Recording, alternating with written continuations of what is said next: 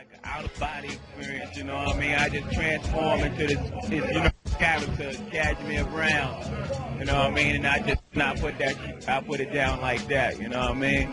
That's Cashmere Brown, and that was Cashmere's thoughts, you know what I mean? That's what Cashmere Brown was thinking about at that time, you know?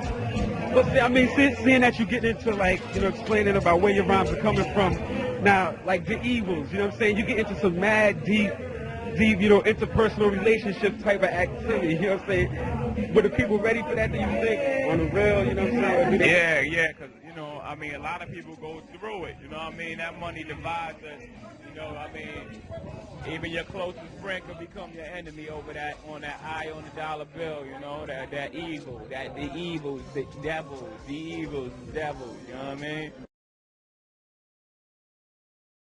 That eye on the dollar bill, you know, that evil, the evils, the devils, you know what I mean? Evil, the evils, the devils, the evils.